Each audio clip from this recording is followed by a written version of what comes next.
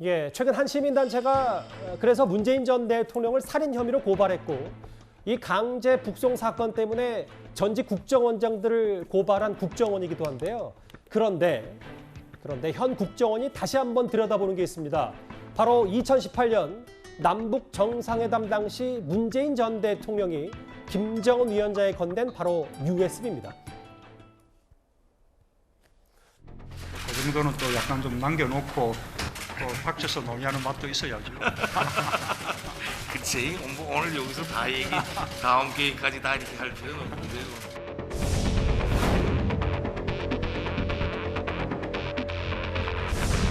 USB를 전달한 곳은 정상회담이 진행됐던 판문점 평화의 집 1층에 있는 환담장이었습니다. 남북 정상회담할 때 USB를 넘겨준 일이 있어요. 이거 조사할 정권 바뀌면 조사해야 되겠죠? 뭐 조사를 하게 되지 않겠습니까? 예, 뭔지.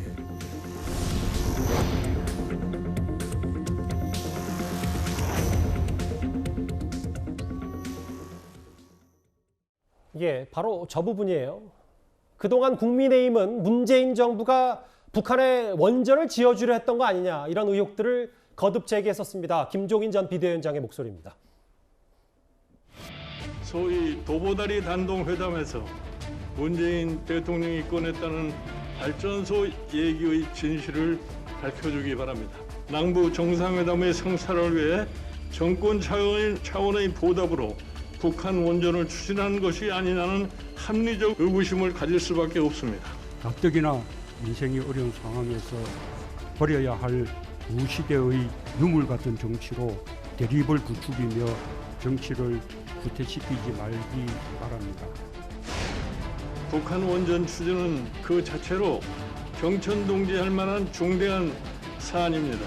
먼저 누구의 지시에 따라 추진된 것인지 즉각 밝혀주기를 갖다 바랍니다. 청와대와 NSC 차원에서는 전혀 검토를 하지 않았습니다. 낙후된 북한의 수력 화력 발전소의 개선 재보수 사업 이런 아주 매우 대략적인 내용이 들어가 있습니다.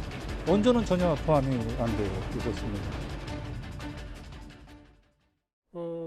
현 국정원이 과거 평창올림픽 개막식에 김여정 부부장이 초청했던 것과 남북 정상회담 여러 거래들을 좀 들여다본다고 하는데 당시 뭐 원전 지어주겠다는 내용도 USB 있지 않았냐 뭐 이 얘기인데 태 의원님께 좀 더 국정원이 들여다보는 부분을 자세하게 들어볼 수 있을까요?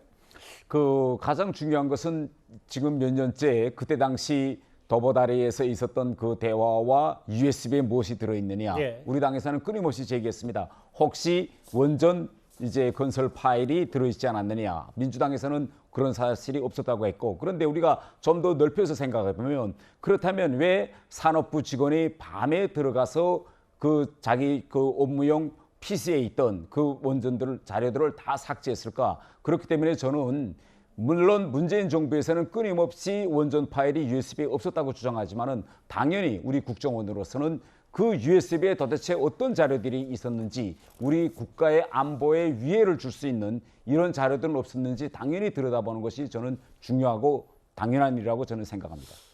얘기 나온 김에 이 얘기도 짧게 하나 더 여쭤볼게요. 태 의원님. 단정할 수는 없어요. 단정할 수 없고 뭐 현 정부가 현 국정원이 강제 북송 사건이나 혹은 피살 공무원 사건을 들여다보는 와중에 결국은 서훈 당시 국정원장과 김영철 북한 통일전선 부장의 한라인 메시지 이것도 들여다보겠다고 하는데 근데 사실 지금 현 야당에서는 이거는 하나의 통치행위고 적법한 절차이기 때문에 이걸 들여다보는 것 자체가 단순히 전 정권 들여다보기 털기 아니냐 이렇게 얘기를 하고 있거든요.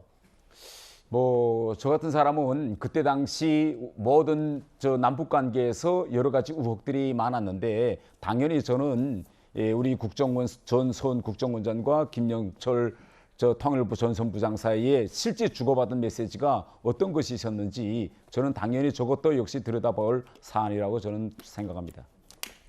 그 부분에 대해서는 여기서 뉴스탑10 자리에서 좀 추가로 공개하실 거는 특별히 없는 거고요. 아직까지 국정원에서 조사가 진행되고 있기 때문에 추가로 공개할 사항은 없습니다.